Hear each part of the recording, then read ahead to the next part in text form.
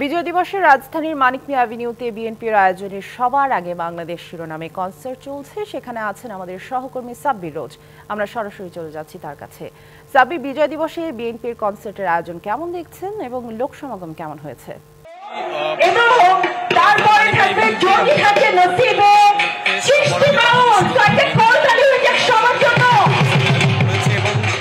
এখানে 8টি band perform করবেন, দেশীয় ব্যান্ড, এবং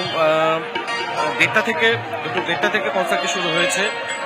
রাত 8টা থেকে 9টা পর্যন্ত চলবে। আপনি যেটি বললেন লোক সমাগমের যে ব্যাপারটি রয়েছে, লোক সমাগম এই আসাদ গেট থেকে শুরু করে একদম খামারবাড়ি ফার্ম গেট পর্যন্ত যতদূর চোখ যায় শুধু মানুষ আর মানুষ। এখানে সাধারণ মানুষ রয়েছে, বেশিরভাগ রয়েছে সাধারণ মানুষ, দলীয় নেতাকর্মী রয়েছে, সারা দেশের মানুষ আজ এসেছে কনসার্ট দেখার জন্য। আমরা বিএনপি নেতাদের সাথে কথা বলেছি, তারা যেটি বলেছে যে সম্প্রীতির বাংলাদেশ গড়ার লক্ষ্যে এবং দেশীয় সংস্কৃতির চর্চার যে বিষয়টি রয়েছে এবং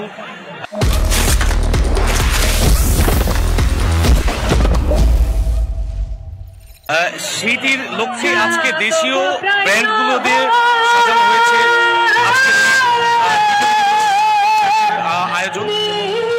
তরুণরা এসেছে, তরুণরা যেটি বলেছে যে এই ভিন্ন ধরনের যে আয়োজনটা হয়েছে আজকে, তারা সাধুবাদ জানিয়েছে বিএনপি এমন একটি আয়োজনকে, যে এতদিন বিগত সরকারের কথা বলেছে যে যেহেতু বিজয় দিবসের সেই ব্যাপারটা তাদের মধ্যে লক্ষ্য করা যায়নি, 5 আগস্ট পরিবর্তিত প্রেক্ষাপট সেখানে একটি ভিন্ন মাত্রা যোগ করেছে।